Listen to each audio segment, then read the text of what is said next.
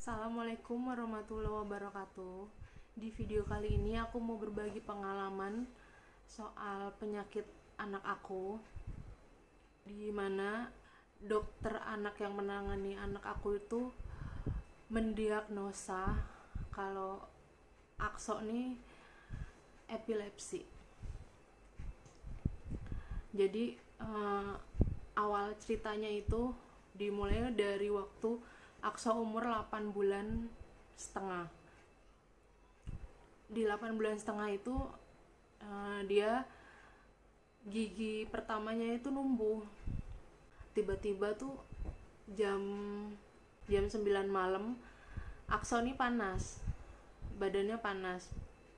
Di temperatur 37, 38 segitu. Terus aku kasih dia obat penurun panas. Waktu itu aku kasih Sanmol. Aku kasih sekali. Aku nggak tahu, emang aku bodoh banget. Aku nggak cari tahu. Aku nggak nanya-nanya pada saat itu. Jadi aku pikir kalau aku kasih kalau aku kasih selanjutnya gitu, aku takutnya anak aku akan kebanyakan obat atau gimana. Tapi ternyata enggak. Ternyata setelah aku tanya dokter itu, yang bener itu kalau semisalnya panas belum turun di 4 jam kemudian tuh harus dikasih obat lagi per 4 jam nyampe bener-bener panasnya turun. Dan itu panas pertamanya Akso di saat dia numbuh gigi. Terus aku tungguin dia begadang sampai malam, belum turun. Terus aku cuma kompres dia doang pakai air anget kayak gitu. Aku kompres terus kemudian sampai besok paginya dia masih panas. Aku belum kepikiran untuk bawa dia ke rumah sakit. Dan kemudian di jam 7 itu tiba-tiba Akso tuh kejangnya tuh kayak gini, tangannya kayak gitu. Yang kejang tuh tangannya doang sama kaki kayak gini, gerakannya kayak gitu. Untuk mata tuh biasa aja, mata cuma gini, cuma ya pandangannya kosong. Terus aku langsung bawa dia ke IGD. Terus waktu itu awal aku bawa dia ke IGD Rumah Sakit Marinir karena yang paling dekat dari sini IGD Rumah Sakit Marinir. Terus ternyata dokter IGD-nya tuh bilang kalau di sana alat-alatnya tuh nggak lengkap, jadi aku harus bawa dia ke Rumah Sakit Fatmawati. Jadi langsung aku sama suami aku bawa Akso ke Rumah Sakit Fatmawati. Terus udah tuh di Rumah Sakit Fatmawati ditanganin. Di IGD itu pun dia masih kejang 2 kali. Terus kemudian malamnya kejangnya berhenti, dipindah ke ruang bangsal biasa kayak gitu kan. Terus aku inget banget tuh pertama kali dia masuk rumah sakit itu dia dirawat 5 hari. Terus dia pulang. Aku pikir udah nggak gimana lagi. Awal dia dirawat itu dokter mendiagnosa Akso ini kejang demam. Jadi kejang yang timbul diakibatkan karena demam atau panas tinggi. Tapi di situ panasnya Akso 38. Dan aku tanya sama dokter, kok 38 bisa kejang? Dokter bilang setiap anak emang beda-beda, tergantung kekuatan imunnya dia. Mungkin Akso ini dia nggak kuat nahan sakit, nggak kuat nahan panas, makanya di suhu 38 itu dia langsung kejang. Dokter bilang gitu. Terus setelah pulang dari rumah sakit, udah tuh aku pikir udah aman gitu kan, udah nggak akan kejang lagi aku pikir gitu. Dokter di situ ngasih obat kejang untuk anak bayi. Di kejang yang kedua ini, di saat dia tumbuh gigi yang kedua, aku nggak bawa ke rumah sakit karena Waktu itu kejangnya berhenti. Aku pikir ya udah gitu, nggak nimbul lagi, ya udah gitu kan. Terus di waktunya Akso kontrol, aku bilang sama dokter anaknya yang menangani Akso, aku bilang ini kemarin kejang lagi gitu, cuma berhenti terus udah nggak nimbul lagi, aku bilang gitu. Dokter masih mendiagnosa Akso kejang demam. Terus kemudian diagnosanya tuh berubah di umur Akso 1 tahun. Jadi waktu itu dia nggak apa, nggak sakit, tiba-tiba dia kejang ya, sama kejangnya kayak gini, kayak awal gitu. Tiba-tiba dia kejang padahal nggak panas nggak apa, aku nggak tahu. Tapi dia berhenti, kejangnya berhenti, nggak berkelanjutan gitu. Terus di kontrol selanjutnya aku bilang lagi sama dokternya keadaannya kayak gitu. Terus dokternya bilang kalau ini tuh epilepsi, kalau kejang tanpa demam itu masuknya epilepsi. Jadi semenjak umur 1 tahun itu sampai sekarang Akso harus minum obat rutin. Kejang yang dialami Akso ini, dia tuh menyerang sistem saraf otaknya dia, yang bikin dia tuh perkembangannya terlambat. Jadi sampai sekarang emang Akso belum bisa jalan, belum bisa ngomong. Sebenarnya di 3 bulan yang lalu, bulan puasa 2021 Mei kemarin, Akso tuh udah bisa duduk dia. Aku ada videonya, dia udah bisa duduk, dia terus bangun pakai kakinya gitu, dia duduk sendiri, udah nggak dipegangin lagi. Aku pikir udah ada kemajuan. Terus kemudian jadi aku ketemu sama saudaranya suami aku, dia ngasih tahu ada kenalannya dia tuh pijit saraf gitu, kayak apa ahlinya gitu. Nah terus kemudian aku pikir namanya orang tua ya, maunya tuh berusaha gitu yang terbaik untuk anak, apapun akan kita lakuin gitu untuk dia bisa sembuh gitu. Nah kemudian aku datengin ke situ, jadi rutin setiap 3 hari sekali. Misalnya ada halangan yang mungkin 4 hari sekali kayak gitu, kesana terus. Dan di saat pertemuan keberapa itu, jadi ceritanya dia mijit Akso tuh tanpa jeda gitu. Biasanya sebelumnya mungkin setengah jam terus istirahat, Akso aku minumin susu dulu, terus setelah Akso istirahat baru dimulai lagi kayak gitu. Tapi pertemuan keberapa tuh dilanjut terus gitu, sampai si Aksonya tuh sampai kayak apa ya, tersedak gitu loh, kan nangis kan, namanya dipijit kayak gitu kan nangis. Terus dia kesedak sampai batuk-batuk gitu, tersedak.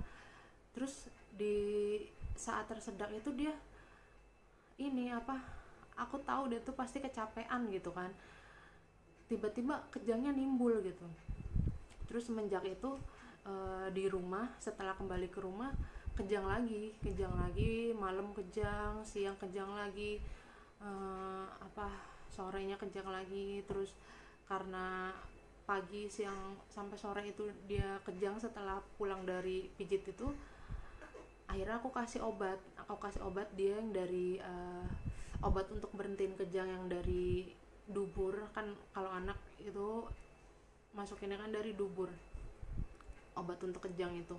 Terus kemudian setelah itu nggak tahu kenapa dia lemes, si Akso ini lemes. Jadi dia udah kemampuan dia untuk tengkurap nggak ada, nggak tahu kenapa, pokoknya badannya jadi lemes aja gitu, kayak nggak bisa ngapa-ngapain aja gitu, kayak otot-ototnya tuh lemes gitu. Jadi cuma bisa tiduran doang. Tadinya udah bisa duduk jadi nggak bisa, bener-bener nggak bisa. Megang botol susu pun, dia sebenarnya megang botol susu dari umur 6 bulan udah bisa, tapi karena kejang terakhir itu megang botol susu itu nggak bisa, nggak tahu kenapa. Terus dia tuh sering kayak gini, sering kayak gitu, kayak kehilangan kesadaran gini, terus berapa detik ntar bangun lagi kayak gitu. Terus aku dikontrol, kontrol selanjutnya di dokter anaknya dia. Aku bilang sama dokternya, terus dokternya bilang itu namanya kejang atonik. Aku nggak ngerti lah, pokoknya dokter bilang kayak gitu. Terus nyaranin aku untuk nambah dosisnya lagi yang lebih tinggi kayak gitu. Jadi dosisnya dimentokin sama dokternya udah yang paling tinggi, dosis obatnya Akso. Jadi apa ya, kesimpulannya tuh gini, kita tuh bener-bener harus bener-bener harus perhatiin banget gitu anak kita. Kita harus belajar gimana sih caranya nanganin anak kita kalau panas, gimana sih, pokoknya bener-bener harus banyak belajar. Jadi harus nanya sama orang terdekat, mungkin kakak atau orang tua atau saudara kayak gitu, atau temen. Jadi jangan jangan malu-malu untuk tanya. Yang penting namanya kita punya anak kecil, apalagi anak pertama kan, namanya sakit untuk yang pertama kali itu pasti panik banget. Makanya untuk untuk biar kita bisa menanganinya tuh kita harus persiapan gitu, bukannya persiapan pengen anak kita sakit gitu, bukan, tapi persiapan untuk ilmu untuk kita sendiri gitu. Kan kita nggak tahu anak kita akan sakit kapan, kita nggak tahu anak kita akan sakit atau enggak gitu kan. Ini untuk antisipasi aja gitu kan. Terus kemudian aku tuh emang semenjak Akso 3 bulan itu aku mutusin untuk kan emang aku lahiran di rumah orang tua aku, karena namanya aku anak ini kan, Akso anak pertama aku gitu. Aku belum siap gitu untuk sendiri gitu, ngurusin sendiri di saat lahiran, apalagi lahiran aku sesar kemarin. Terus akhirnya aku lahiran di rumah orang tua aku. Terus setelah Akso 3 bulan aku balik lagi ikut ke rumah suami aku, dan di situ aku bener-bener sendiri. Selama aku balik ke rumah sama suami aku lagi, itu bener-bener sendiri, ngurusin sendiri, apa-apa sendiri gitu. Aku sih nggak ngeluh, aku malah senang, bahagia bisa ngurusin Akso. Cuma yang aku sesalin itu ya, atau mungkin emang aku seharusnya jangan balik dulu gitu, harusnya aku tetap deket sama ibu aku dulu gitu mungkin, karena ternyata Akso sakit aku nggak bisa berbuat apa-apa gitu kan. Sekarang usianya udah 2 tahun dan dia belum bisa apa-apa gitu, ditambah lagi terakhir kejang itu dia sekarang jadi bener-bener lemes, duduk nggak bisa, tengkurap nggak bisa gitu. Orang tua mana sih yang nggak hancur hatinya kan anaknya sakit gitu, apalagi kayak omongan tetangga gini-gini. Udah sih kayaknya nggak usah dengerin, aku pun udah kebal gitu, tetangga mau ngomong apa, orang lain mau ngomong apa, udah ibaratnya doa baik akan kembali ke dia, doa buruk pun akan kembali ke dia. Dan kita mendingan semangat untuk aku gitu ya, mending aku semangat untuk ngurusin anak aku biar anakku sehat. Harapan aku tuh pengen Akso ini sehat, bisa normal kayak anak lainnya, bisa jalan, bisa belajar, pokoknya bisa kayak anak normal lainnya gitu. Itu harapan aku, semoga Allah mendengar doa aku gitu. Jadi gitu cerita aku soal Akso ini. Mungkin aku baru cerita saat ini, kenapa akhirnya aku mutusin untuk cerita di YouTube aku, karena aku pikir banyak banget orang tua yang nggak tahu hal ini gitu kan. Soalnya pas aku di IGD, Akso masuk IGD itu, ada anak yang seperti Akso ini banyak, yang kejang juga, yang apa sih, penyakit tiba-tiba kejang demam kayak gitu kan kita nggak tahu ya. Terus aku emang pernah share sekali di Instagram aku, terus ada yang DM aku gitu, dia nanya aku soal kejang tuh gimana, ini gimana. Jujur sih aku nggak bisa jawab gimana ya, karena kejang yang dialami setiap anak itu beda-beda, dan aku ya mungkin yang aku kasih tahu pengalaman aku soal akso aja gitu. Aku nggak tahu kan, aku takutnya anaknya dia itu lebih serius atau ternyata biasa aja gitu kan. Jadi aku mending saranin dia tetap ke dokter kayak gitu. Jadi untuk kalian misalnya emang gimana mengalami anak demam atau gimana gitu, mending langsung bener-bener sesuai yang dianjurin sama dokter gitu aja. Banyak-banyak nanya sama bidannya yang menangani waktu hamil. Jadi waktu pas hamil itu kalian harus sering-sering nanya sama bidan setiap kontrol, nanti gimana kalau anak panas, pokoknya kayak gitulah, harus sering-sering tanya ke yang berpengalaman. Jadi kalian juga harus belajar dari yang lain juga, dari kayak media sosial juga. Di Instagram kan banyak banget tuh informasi sekarang, banyak banget. Jadi kayak gitu sih pengalaman aku intinya cuma pengen berbagi aja. Kalian jangan sepelein anak kejang karena panas, karena ya ini yang Akso alamin.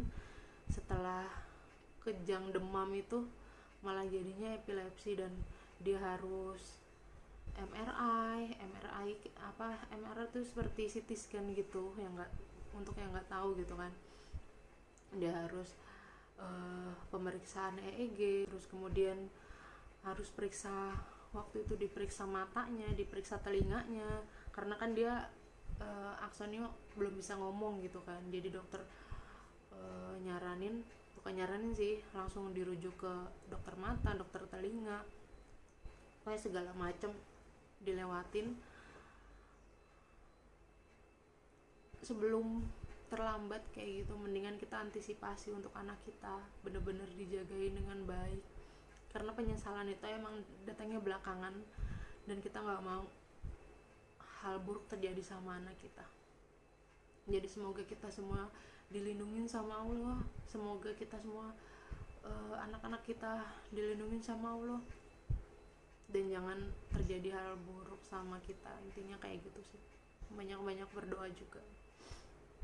Oke, gitu aja yang bisa aku ceritain soal Akso. Dan sorry aku nggak share kayak video Akso kejang atau foto-foto Akso saat kejang itu, aku nggak share karena itu kan untuk pribadi ya. Jadi aku cuma berbagi pengalaman dengan cerita aja. Makasih ya teman-teman yang udah tetap nonton sampai akhir. Semoga video kali ini bermanfaat untuk kalian. Assalamualaikum warahmatullahi wabarakatuh.